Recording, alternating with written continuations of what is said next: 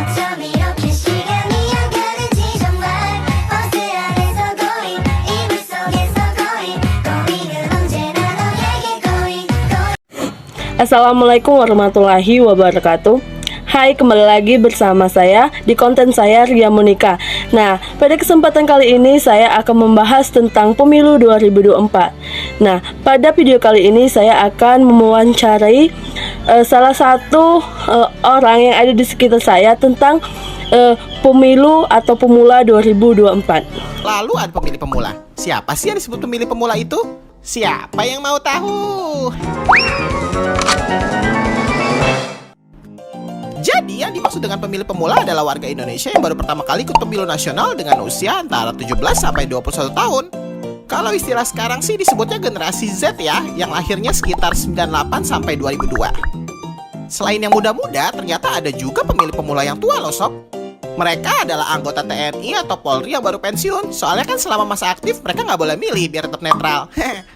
Data sementara Kementerian Dalam Negeri menyebutkan jumlah pemilih pemula pemilu 2019 mencapai 7 juta jiwa. Sementara itu, total daftar pemilihnya diperkirakan mencapai 196,5 juta jiwa. Artinya, pemilih pemula memiliki suara 3,5% dari suara nasional. Suara ini cukup untuk menempatkan 20 orang di kursi anggota DPR. Walaupun pertama milih, tapi perannya sama pentingnya kayak pemilih lainnya, karena satu suara akan menentukan nasib seluruh warga Indonesia untuk 5 tahun mendatang. Salah pilih bisa menyesal kemudian. Jadi jangan sampai lo kehilangan hak suara karena malas jalan ke TPS atau apatis dengan politik sob. Emang sih kadang ada masalah administrasi seperti kesalahan data kependudukan dan kartu pemilih yang memang mesti diperbaiki pemerintah. Tapi untuk yang satu ini harus diperjuangkan. Terus terakhir, jangan memilih kucing dalam karung.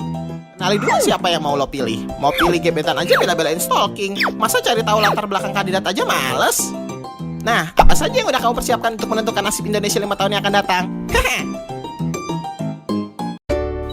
Baik, sebelumnya saya akan sedikit menjelaskan tentang apa itu pembangunan, apa itu pembangunan politik, dan apa itu pemilih pemula. Nah, yang pertama itu pembangunan.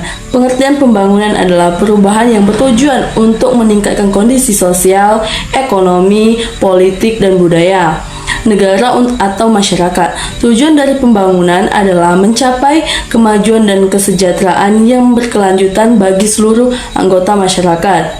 Nah, adapun pengertian pembangunan menurut ahli yaitu menurut Siagian, yaitu pembangunan adalah perubahan yang meliputi peningkatan kualitas hidup manusia, peningkatan sumber daya manusia, peningkatan pemerataan pendapat, dan peningkatan kualitas lingkungan hidup. Pembangunan menurut undang-undang. Nah, pembangunan dalam menurut undang-undang ini yaitu hasil dari kegiatan dan program yang dibuat oleh pemerintah untuk menunjang masyarakat dalam mencapai kesejahteraan. Selanjutnya itu pengertian pembangunan politik. Pembangunan politik mengacu kepada upaya untuk memperikat dan meningkatkan sistem suatu negara, melibatkan perubahan dan modernisasi dalam rangka mencapai tujuan politik tertentu seperti stabilitas politik, integrasi politik, dan demokrasi. Selanjutnya, pembangunan politik melibatkan peran partai politik dalam menyelenggarakan kebijakan politik dan mewujudkan aspirasi masyarakat. Partai politik juga merupakan sarana atau wadah bagi masyarakat untuk menyampaikan aspirasi dan memperoleh kekuasaan politik untuk melaksanakan kebijakan manusia.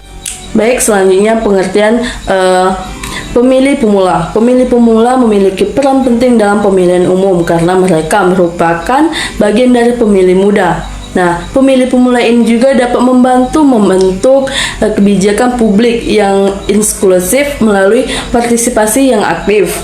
Dalam proses pemilihan dalam pemilu serentak yang akan digelar pada 2024 ini, pemilih pemula diprediksi memiliki potensi yang cukup besar karena jumlahnya yang banyak. Nah, dalam pemilihan umum 2024 ini, pemilih pemula memiliki tanggung jawab untuk menjadi pemilih yang cerdas dan tidak mudah terpengaruh oleh berita bohong. Mereka juga dapat terlibat aktif dalam melakukan pengawasan pemilu dan melaporkan pelanggaran yang mereka temui kepada Badan Pengawas Pemilu atau Bawaslu.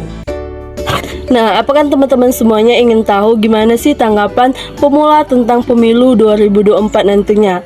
Baik, ikuti selanjutnya keseruan video dari saya, tapi jangan lupa like, komen, dan subscribe.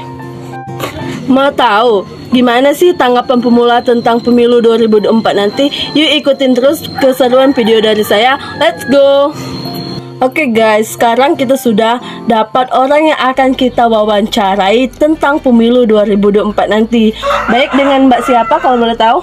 Perkenalkan, nama saya Rega Octavia, Umurnya berapa Mbak? 18 tahun. Wah, apakah Mbak sudah terdaftar pada pemilu 2024 nantinya? Sudah. Di sini saya sedikit ingin mewawancarai Mbak tentang pemilu 2024 nanti. Apakah boleh Mbak? Boleh. Baik ya Mbak. Oke Mbak, di sini saya akan sedikit mewawancarai atau menanyakan tentang pemilu 2024 nanti. Apakah pemilu 2024 nanti nama Mbak sudah terdaftar sebagai pemilih? Sudah.